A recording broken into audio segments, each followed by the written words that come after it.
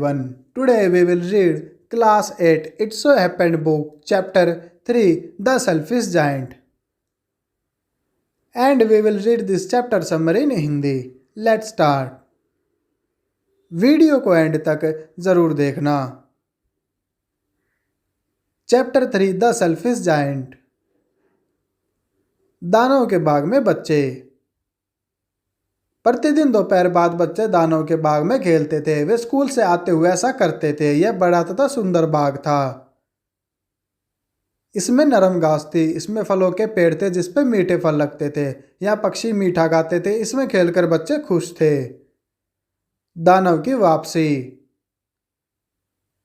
7 साल बाद एक दिन दानव वापस आ गया. वह अपने मित्र कॉर्निश ऑगर के साथ रुका था.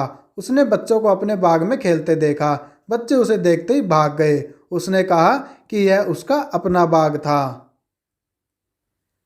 वह इसमें किसी को भी खेलने नहीं देगा. उसने इसके चारों तरफ एक दीवार बना ली. उसने एक नोटिस बोर्ड भी लगा दिया. इस पर एक चेतावनी लिखी थी. अनाधिकार प्रवेश करने वालों को कानूनी दंड दिया जाएगा.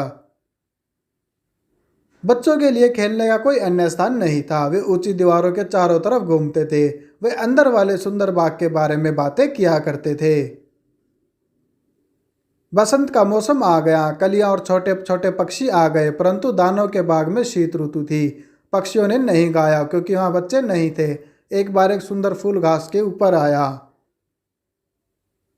परंतु इस फूल ने नोटिस बोर्ड देखा. यह वापस सोने चला गया. दानव के बाग में स्नो और फ्रोस्ट थे.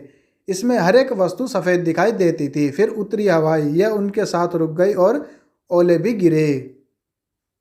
खुदगर्ज दानव ने ठंडे और सफेद बाग को देखा. बसंत उसके बाग में नहीं आया.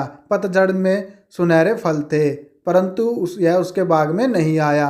विंटर, नॉर्थ विंड, ओले, फ्रॉस्ट, स्नो वहां नाचते थे. एक सुबह दानव ने मधुर संगीत सुना. यह काफी मधुर था. उसने सोचा कि अवश्य ही यह सम्राट के संगीतकार होंगे. परंतु यह लिन्नट पक्षी थे.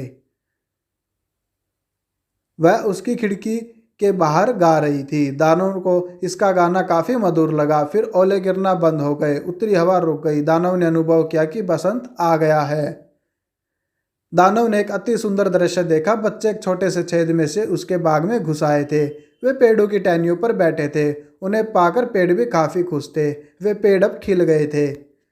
पक्षी इधर उधर उड़ रहे थे. वे चहचहा भी रहे थे. फूल भी ऊपर देख रहे थे. यह काफी सुंदर नजारा था.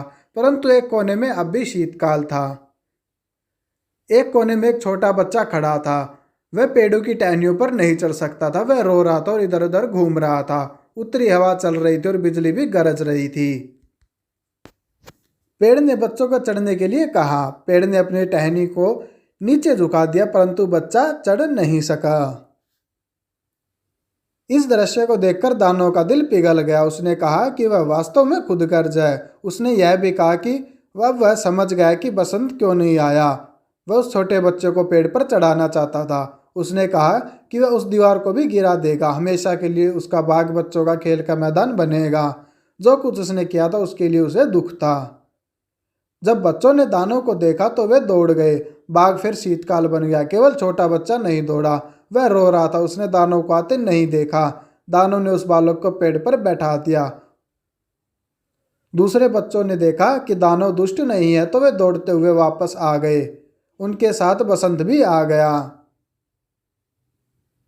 दानव ने बच्चों को बताया कि यह उनका बाग है. उसने दीवार भी गिरा दी. फिर लोगों ने दानव को दोपहर के समय बच्चों के साथ खेलते भी देखा. प्रतिदिन दोपहर बाद बच्चे आते थे और दानव के साथ खेलते थे. परंतु दानव छोटे बच्चों को देखना चाहता था. छोटा बच्चा उसे वह कहीं नहीं दिखा था.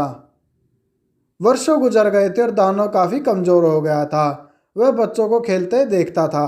वह कहता था कि बच्चे सबसे सुंदर फूल होते हैं. एक शीत ऋतु की सुबह दानव ने अचानक आंखें रगड़ने आरंभ की. उसने एक बड़ा सुंदर दृश्य देखा. एक कोने में सफेद कलियों से लदा एक सुंदर पेड़ खड़ा था. इसकी टहनियां सुनहरी थी. छोटा लड़का इसके नीचे खड़ा था. दानव ने देखा कि छोटा लड़का घायल था. उसके हाथों और पैरों पर नाखूनों के 2 निशान थे. दानव काफी गुस्सा हुआ. उसने कहा कि वह उस व्यक्ति का कत्ल कर देगा जिसने उसे घायल किया था.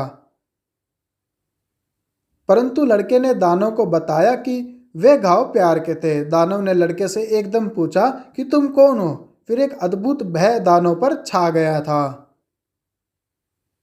लड़का मुस्कुराया। उसने दानव को उसके साथ उसके बाग में आने को कहा और दानव का बाग एक स्वर्ग था। अंत में बच्चों ने दानव को एक पेड़ के नीचे मरा पाया। वह सफेद कलियों से ढका हुआ था।